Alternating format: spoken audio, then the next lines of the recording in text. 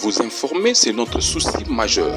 Pour toute information politique, culturelle, sportive, abonnez-vous sur votre chaîne Bibiche Mbombo officiel.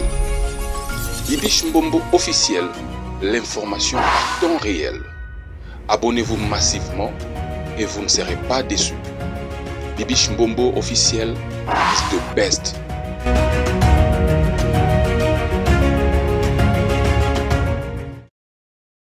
Merci beaucoup d'être connectés, mes amours, les abonnés de Bibiche Mbombo officiel. Est-ce que ça va chez vous?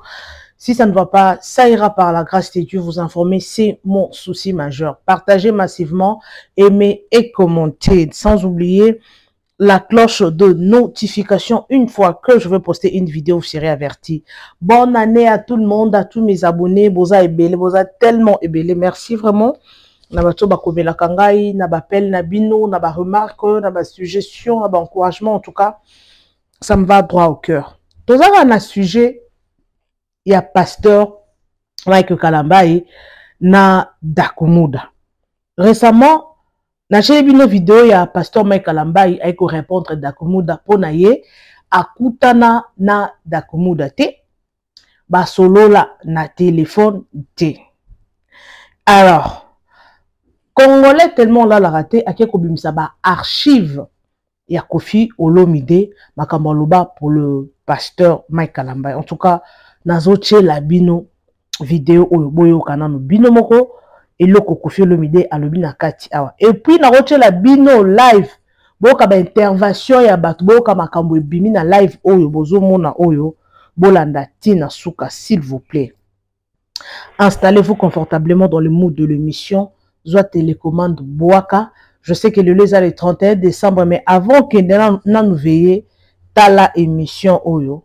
Soit sur où tu veilles, et au fin d'y poser au lundi émission. Parce que ma camoué bimi na en tout cas, bateau bazana si ma caméra, bino bazana si ma caméra, boye ba mamoué belé, hein, franchement. Alors, sans plus tarder, mes amours, je vous laisse d'abord suivre ces vidéos que je vous propose. Et puis, on se retrouve juste à la fin de la vidéo. Alors, moi, je m'aimerais que Natika Bino Bolandana nous live oyo et puis dans ma vidéo on a proposé Bino espace commentaire et Bino botika ba commentaire na Bino bo sa point de vue na Bino par rapport à ce sujet oyo parce que Dakumuda Newman il n'est plus en vie, pardon. Selon ce que les gens disent que Akosamba nanani. Pourquoi Azelaki Dakumuda akufa pour asa la vidéo à démentir. Alors, sans plus tarder, suivez d'abord ça. Ken Pianapé, journaliste, oh, Azasom, Boyoka, et puis on se retrouve tout juste après. Let's go. Ndeko na biso frère Mike Kalambai, ce qui total ba émission na yo il y a 12 ans passé. Lelo batu bazongisi yango balobi maloba Kofi to néglige yango mais Kofi alobaka makambo moko boye neti prophète.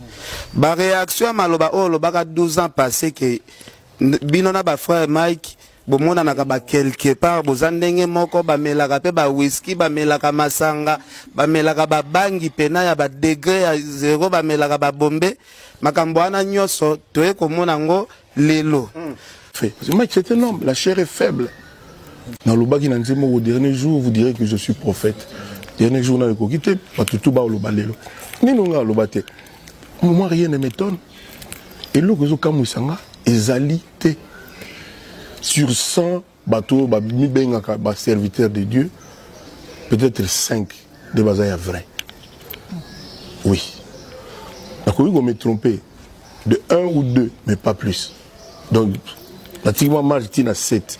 Mais on les gars on a été et comme business et comme bamsoba comment basia batou mon image mo ba bibise pe ya vie na biso c'est school vi mobutu butu ba veiller na butu kaka basine fo bakenda ba papa ko yate ça dit ils penza inquiétant na Rwanda loi izali ça dit kuna bazaka na à peu près 20 églises 20 à 30 églises. Rwanda Mobimba. Biso tozana ngosoki 40 000. Je dis bien 40 000. Chaque jour, nous tomons en Bimelaki na chambre na tongole la muka akomi prophète. Biso photo fuka mele so azolo mamuta lo bate to pe mate to ninganate. preuve ezalagate. On doit légiférer. Soi-disant pasteur, soi-disant archibishop de Boye d'Amboye, il faut l'accepter. Et puis, différence nini ezalaka entre l'église oyo na oyo. À part Badim est partout, il faut que ça bambongo. Tout le monde a film sous tout le monde a la ticket azo beta batu bafukameli tout bakufim babasi tout le monde a dit que c'est du charlatanisme. Ils ont le kuta. Mutu nyoso toyebi pona nini baza ko sala loi te. Bato wana nyoso ba sala ba base ba petit na yo. Toyebi que Joël Francis to mona ke tout autour na bino ba artiste to mona ka pasteur Denis. Yona Denis les boza rapé ba pire. Denis les explique ba biso lobi o ba pasteur ba sala nyoso eza mankiona. Denis les solo la mankiona na ebi ba pièce montée. Ok. Parce que moi, relation aux Alaganangona, pasteur de Nilesi, Bousolagan coulisses, n'est nini. J'ai tout solennel en coulisses. Quelquefois, il y a avant la quitte normale, tout le monde. Tout solennel en coulisses. Voilà. Mike Aza pasteur T. Mike c'est un chanteur. Il n'est pas pasteur. À qui qu'on écoute à Nesika Wana où Dieu ne l'a pas appelé et c'est pourquoi ils ont dengue Wana. En tout cas, c'est un serviteur de Dieu, ça ne change pas. Les Aza chanteurs. Papa Larry, maman Ornella, Nazalé Nassé, Moutema vraiment et Salinga passe, il fallait na mata. Je suis désolée de voir encore. Moni Papa Larry, depuis tout à l'heure, je l'entends parler. Je me demande, est-ce que vous êtes l'avocat de Mike Kalambaye? À un moment donné, peuple congolais, non, s'il vous plaît, je vais terminer puis descendre. À un moment donné, il faut arrêter de défendre l'indéfendable. Ce qui est un pasteur, Bouzawana Pobolia Batumbongo, Ezakop Nabino. Non, s'il vous plaît, à un moment donné, arrêtez. Parce que depuis tout à l'heure, je vous attends parler. Là, vous dites, il y a des preuves devant nous. Non, si je vais terminer, je vais descendre. Je vais terminer et descendre. Parce que je l'ai fait depuis tout à l'heure. Depuis tout à l'heure, vous donnez la parole à tout le monde qui est ici pour dire les vérités sur Mike Kalambaye, sur les pasteurs. Lorsque les gens disent des vérités sur les pasteurs, vous êtes là à défendre des pasteurs. Donc les accords na yo pose un pasteur. Les accords na bino kolia batumbo, kolia batumbo à part nzambe mo ka ko juger.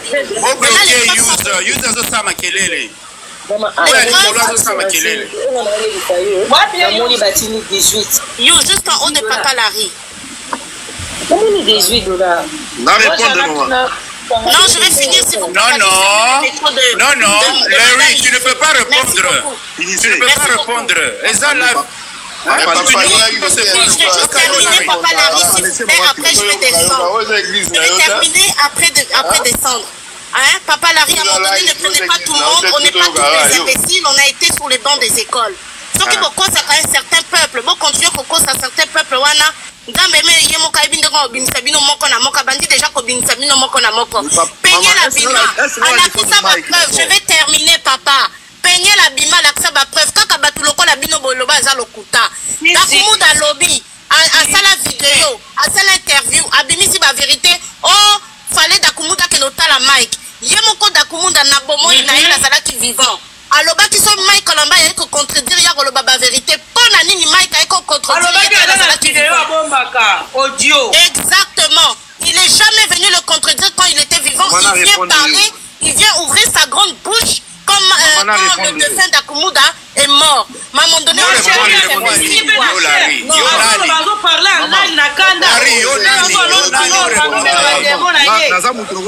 maman, chez Gloire, continuez, chez Gloire, continuez. Non, mais à un moment donné, il faut arrêter Larry là.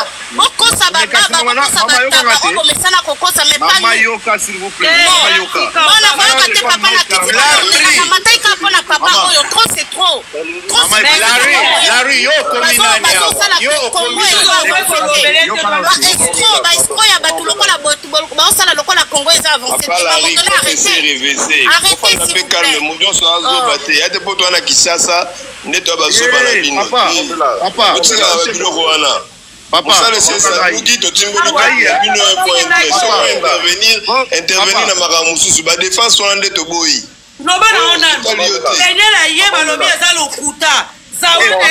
Céline, Malobi, on le couta. Si on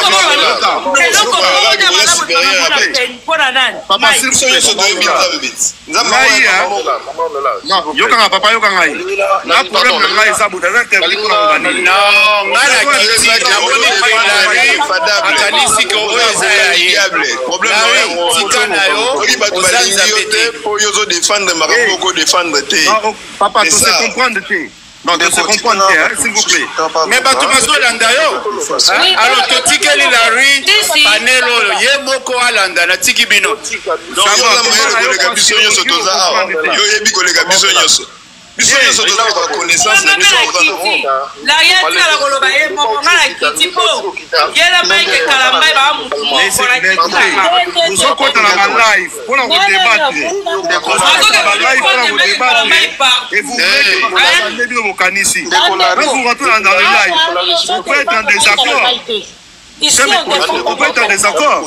D'accord, s'il vous plaît, il faut qu'on tire la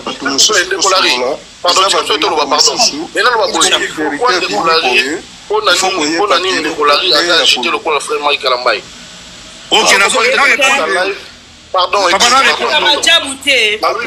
tout flatteur dépend de celui qui l'écoute.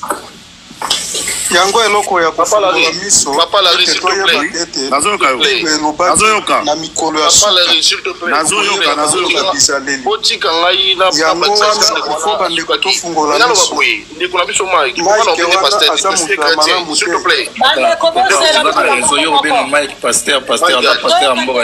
naza chrétien ngai naza chrétien pasteur Mike c'est Mike aza moto ya malamu te.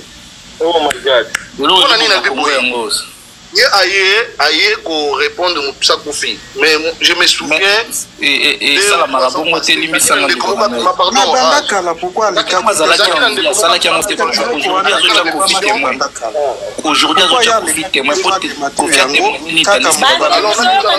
Fernando Azoloba après tokoyoka ndeko na biso nani leader aloba Fernando Loba. Merci beaucoup. Neko Mike a eu répondre les pasteurs d'Akumu, d'Ao Christian pour Koufi. Ce qui n'a pas sanité, 2 ans, 3 ans passés, et ça qui n'a pas comme évangéliste, et comme Kiminga, n'a pas choisi à l'écart de mission, à l'oba sur le pasteur Mike Kalambay, il y a la pratique, à expliquer à Sala Kamamunoso, mais mon frère Mike qui est à l'écran TV, a pour contredire les Kouana. La séquence pas problème na moi sina ezaka na ndeko moi évangéliste na le capre c'est la mission et belé ya koloba par rapport ya makambo ba pratique au fait Mike Kalamba sala mais na mona était papa mona eloko zo makongo na biso pardon na banda kongo na Angola awa mais ezaka na son ya ko se présenter kwa congolais na si so bandeko ba na Angola ba na live ça ba contredire ngate yana ba mission so le kana mboka oyo ba otal ba na exception ba pratique oyo ba pasteur congolais ba sala na mboka oyo mama na son. On est pour à utiliser verset biblique à négliger point. Et le réseau pour ma Congo, ils ont négligé point. On peut ça la mabé, à la chair et en Zambé. Pour aller au Bouzoba, et puis à la langue, dans ma Kamouizangiti, dans son moni, mais le amen. Et puis besoin encourager pour négliger point. Tout comme miwa, puis ben tout comme on a. Tout comme miwa, puis. Cher ezalaka cher ezala pona hotel le banzambe ko édifier bana nzambe yo oleka na cher pour faire ba compte à rendre na ona ba deux et ça pena vrai mutu ndengo oni ngai suna zaki to di ko ça ina suna ngai scoop pardon celui ko ngolo ça ina scoop ko la nga donc to banda ko se désabonner na ba compte sur na ba réseaux sociaux na nyospo aza dinte ya ko na ça ya nzambe parce que ya ozara na bandimi na église à tous ces désabonnés. On se réveiller à cette unité à cause de la moussali yanza. La maman on est là comme chanteur ni comme pasteur. En tout cas, il passe. Et par rapport à pasteur, il y a le kuta. Na ba chante ko za serviteur, ko servir nzambe, les akati ko za pasteur. Na muntu azo comme l'église ko ba pasteur congolais, ba sala na mboka o mama na soni. On est pour à utiliser verset biblique à négliger point. Et le réseau pour ma Congo, ils ont négligé point. On peut ça la mabé, à la chair et en Zambé. pour aloba buzoba et puis azoloba langue na makambo ezangi tina azomoni bino boloba amen et puis besoin encourager pour ne juger point to komi wapi bandeko nanga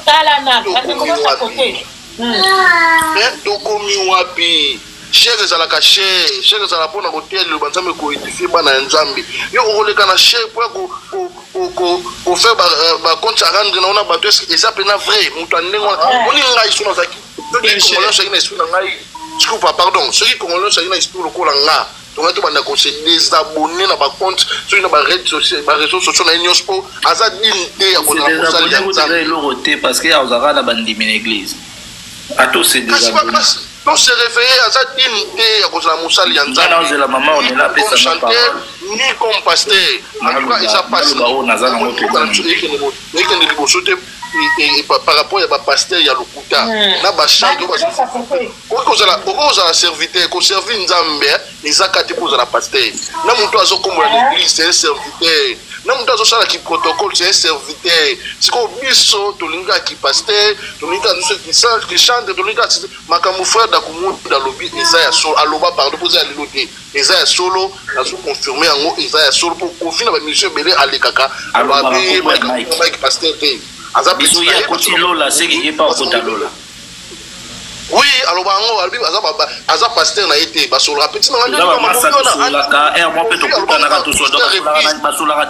omona ye sika aya ko démentir alors que Kofi Mambazo beza boyeboy et puis aujourd'hui Dakumunda Kofi après qui nous demande à Kofi ça pas bantu biso to pas bantu ba samba na moité ça non manque de respect surtout nous maman nzambe doté mpanzi ça non manque de respect ou ta sala émission de ça laisser 2 ans passé ce qui combien d'années l'équipe tant wa Kofi allo votre agitation na roi papa la le quoi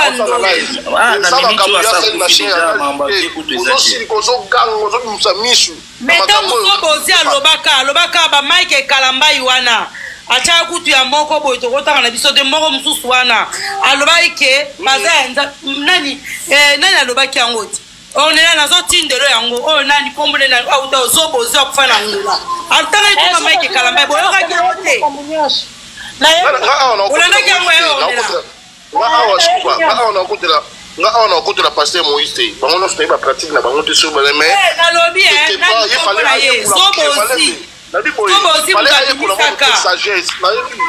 il fallait Mike aye kula muke sagesse ya pasteur Moïse la sagesse ndeni poza déjà combien de fois to fina Moïse mbiye abala kate aza deux fois nous c'est que aza évangéliste nani H. Roger Baga aleka pasteur pour Moïse Mbiye mais Moïse Mbiye mukunu amona eta mukulu mote aleka ko répondre Roger Baga c'est un rôle de serviteur de bagage pe kontaka tangu penyela ayaka ko répondre mama oyo basala na bango mama majabu omona kindeka yaki ko tanda penyela bomonaka azalaka chité soki eloko ne bili boy place na Azaj, bonjour la kaki azaj de monga ba go côté tapoter. Maman on est là. On est là, le 31 to bon sa biloko donc. Il y a de quoi de rolarité quand là yo mec Kalamba ko ya liba. Maman avant bimana répondre na papa Fernando ou alors yo kalanga so répondre yo kalango ka. Pardon. Papa Fernando na utimbo kana bino autour il y a 2 jours pour mariage moko. Papa on a dit l'introduction en Haïti. Et c'est ça le problème, il y a un live. Tout ça, problème. Ni d'Adam ni d'Ève. Na lobby bien bonne introduction en Haïti. Il y a une photo dans la boania. Tous en maillé, les pasteurs ont papa, Yoka, s'il vous plaît. Yoka, s'il vous plaît. Yoka.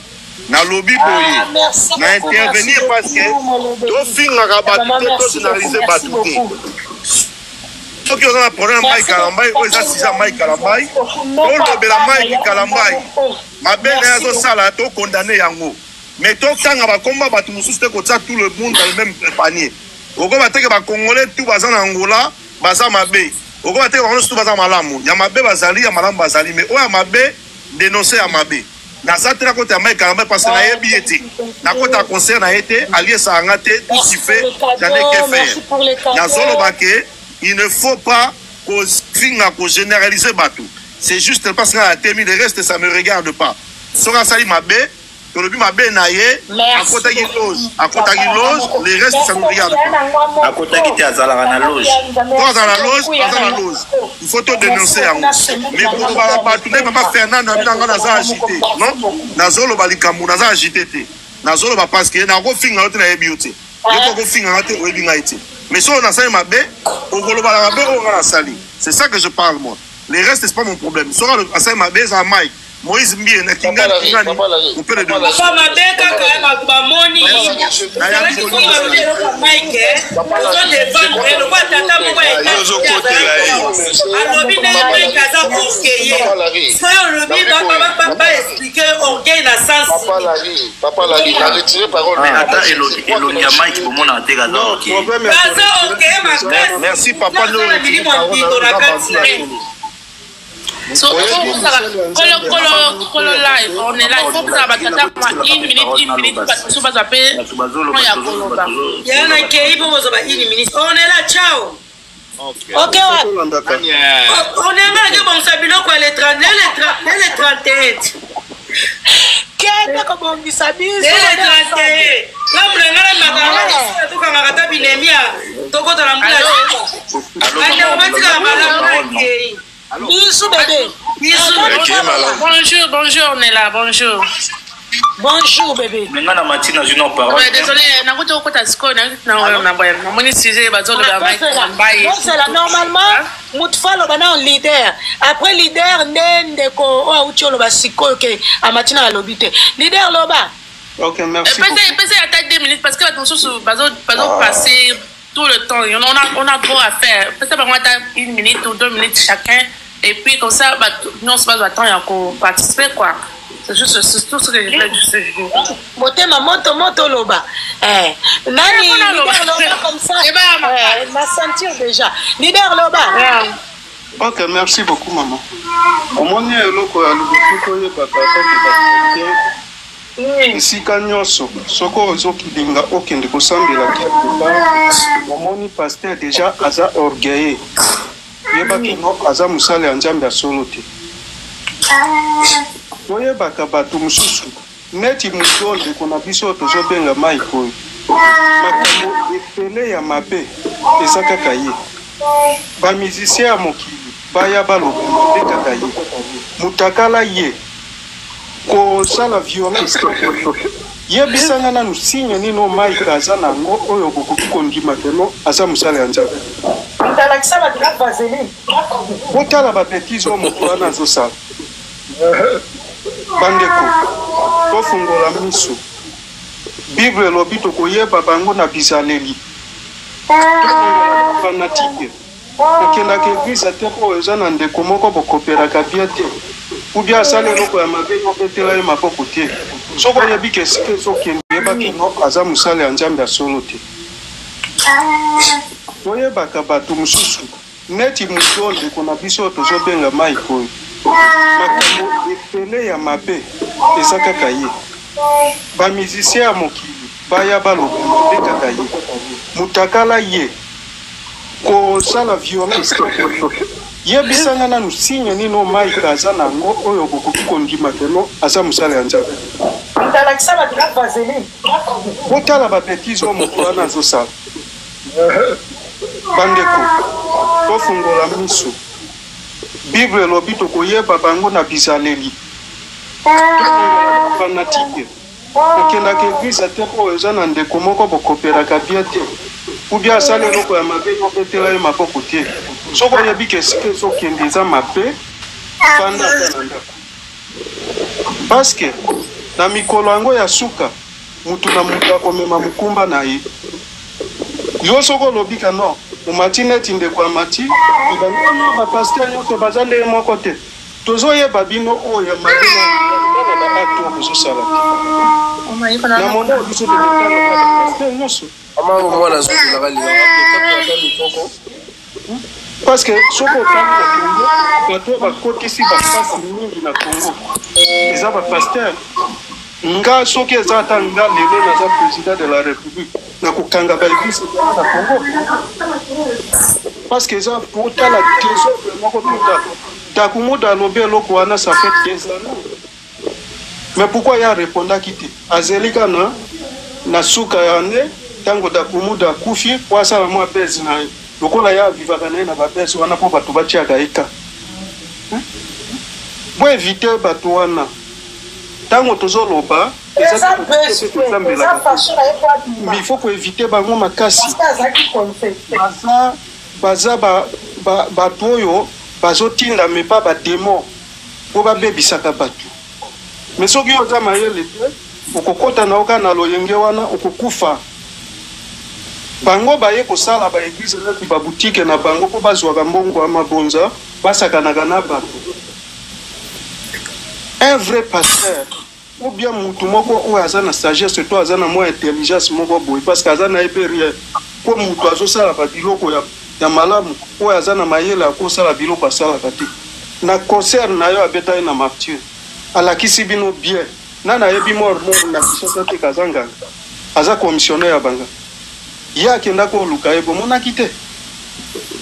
Mais pourquoi bolingi bokota lisusu na ba distraction mususu bo comprendre que mai sambela ka bieti peut-être batuana bazoloba kwa bongola mutema bo sunga ye ko ebisa que non bongola mutema au lieu ya ko ya c'est ça qui est important au lieu de la famille hein bosunga ye pokotela ka ete o basali ya nzambe nyonso te o bien mutu amoni ete o bazoya na ba preuve abetaka musali ya nzambe asolo alingaka violence ya beta mwasi awa tomona bolingi nini lisusu aye asali ekobo bazotekisa ekobo na basali ya nzambe ya asali ekobo bomoni babamoni nyonso na vaseline bani est-ce que Mike Kalamba est là za rabu musala nzambe asolo mais basi la kaza musala nzambe te d'accord qui koloba non attends d'abord je suis le prochain à parler.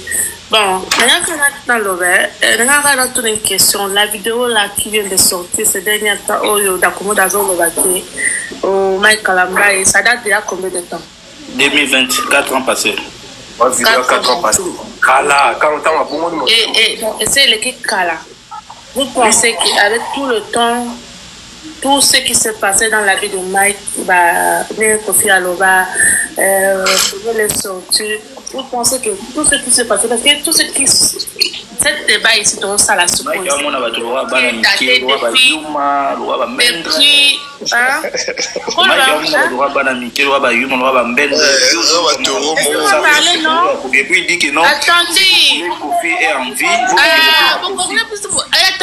J26, respectez au moins les gens, non? Quand quelqu'un parle tout était, hein? Quand normalement, il fallait bouger la loi.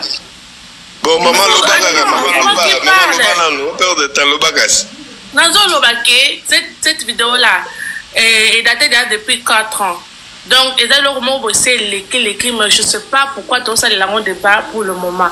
Moi, je pense que cet homme, Mike Kalamba, tout ce qu'il a expériencé, donc la sortie de sa femme, son ex-femme, Makamba Kofi, tout ça, je pense que cet homme a pu changer sa vie.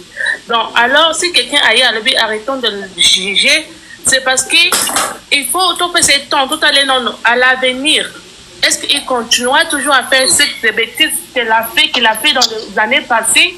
Tout ça. Maman,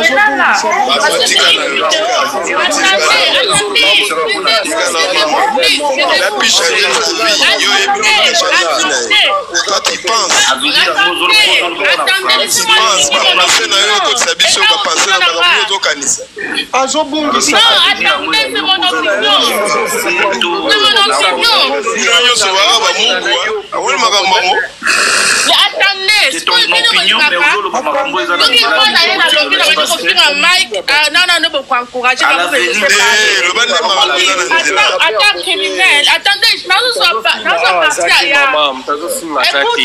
écoutez-moi, dans un parti à Mike Kalamba, mais tant qu'intellectuel, il faut faire une analyse. Dans l'analyse, il faut qu'on ait ensemble. Parce que beaucoup de Congolais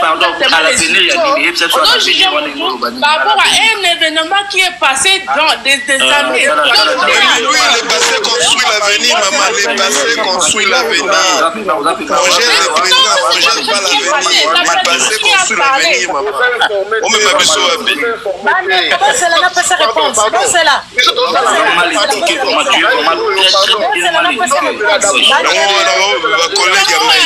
La personne qui a parlé, il est déjà mort, non? Il est déjà mort. Alors, quand tu fais une analyse,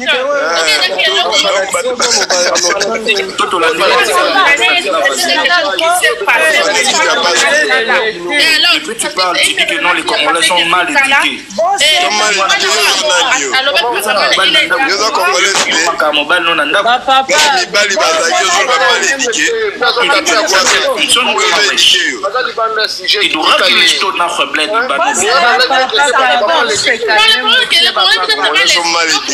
à toi de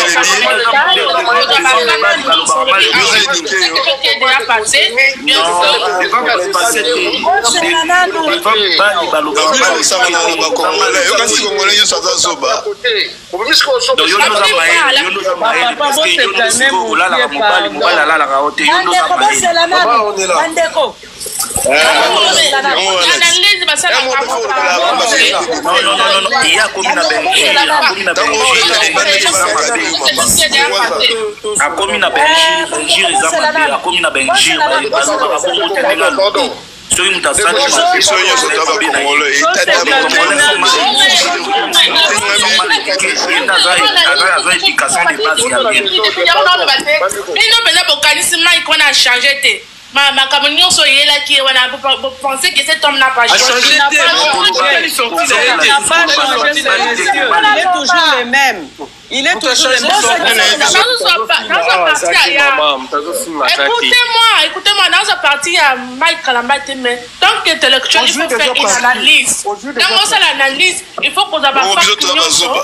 Parce que beaucoup de Congolais par rapport à un événement qui est passé dans des années. Oui, le passé construit l'avenir, maman. Le passé construit l'avenir. Projet le présent, projet pas l'avenir. Le passé construit l'avenir, maman. On me m'a besoin de comment c'est là, n'a pas sa réponse. Comment c'est là?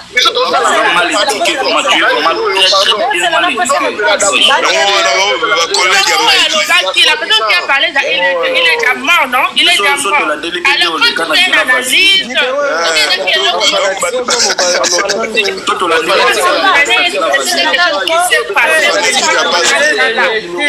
tu parles, tu dis que non, les Congolais sont mal éduqués.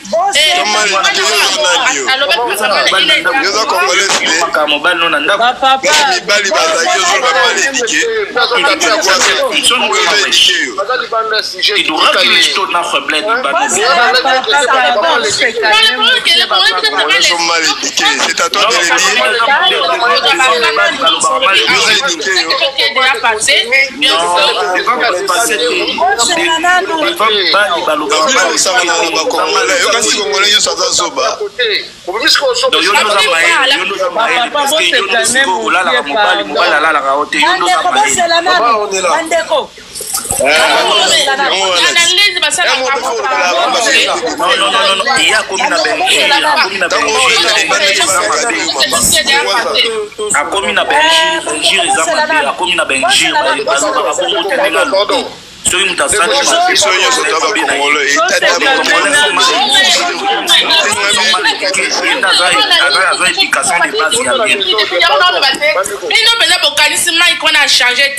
le ma communion soyez là qui on a pensé que cet homme n'a pas changé. Il n'a pas changé, il est toujours le même. Il est toujours le même. A changé de Mike Azali incorrigible. Inchangé. Un homme peut changer. L'expérience aussi. Tout ce qu'il a vécu dans les nous les Congolais, nous sommes un événement qui est passé depuis. On n'a même pas de preuve. On n'a même pas de preuve pour ce que la personne a dit.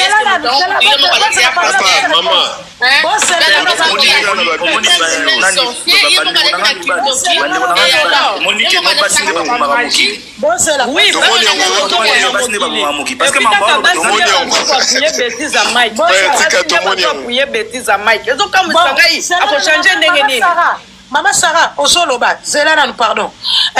Maman Nabiso, je pense que tu n'as pas compris. Au moins, la vie, sans comprendre, il vaut mieux tout pour comprendre, ou soit aux alans pour comprendre. Parce que on ouais, elle a pour défendre Mike Kalambay, mais sachant que tu n'as rien compris. Franchement, tu n'as rien compris.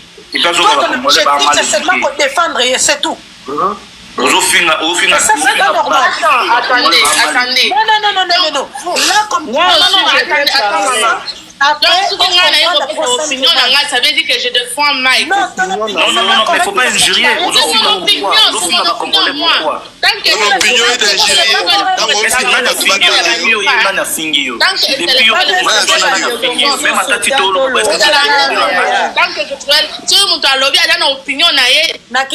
Parce que je n'aime pas ça. Je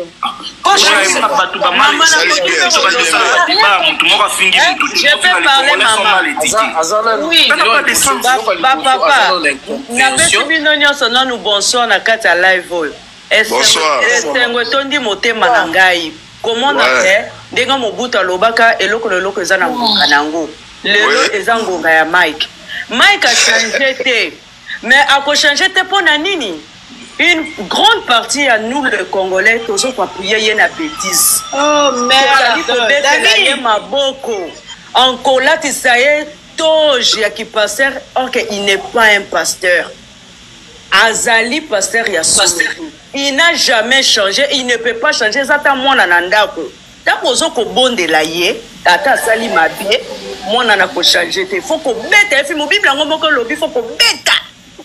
Deux mois na besoin d'anzela, mais qu'on changer n'engeni. Bako futa batu bambongo, batu bazo ko kotele. Ok, Alain ni ezo mon anaka, il a tort. Mais les gens l'appuient. C'est pour cela qu'il est têtu, ne change pas, il manque les gens du respect. C'est tout ce que je voulais dire. Moi, je suis très content de vous. Quand on continue, comme ça, tant que vous avez capé, Internet, et comme ça, il va changer. Merci à vous tous. Merci beaucoup, Azo répondre dans panel titete fallait voir lobela et vous tiki on a matériel de biso tokola na éducation na matériel qui elle est polie elle est polie devant les hommes comme ça vous savez histoire où il y a Mike dans la facette il faut lui prendre la facette spirituelle Aza trop sûr dans ma place nous soit à côté il est trop sûr. Vous savez, on a la allô? Et le Beliwana Atangaï, un jour, attendez, un micro, à l'objet, le bi, à boire qui micro, il y a un micro, il y a un micro, à tirer le numéro, à qui a parlé à langue. Et ça me bien l'eau là. Allô? Bonsoir la famille. Bonsoir.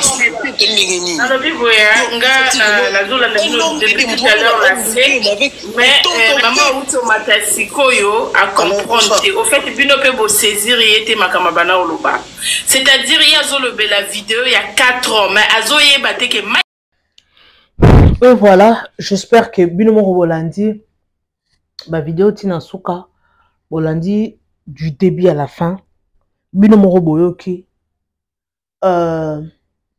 J'espère que dans l'opinion et pardon boyoki nyonso batu na batu ba pesi ba point de vue na bango mutu aza free akopesa point de vue et là on a ngana loba na bi mutu na mutu azara free akopesa point de vue et surtout na émission na ngai zala libre ba bende eza ya kofinga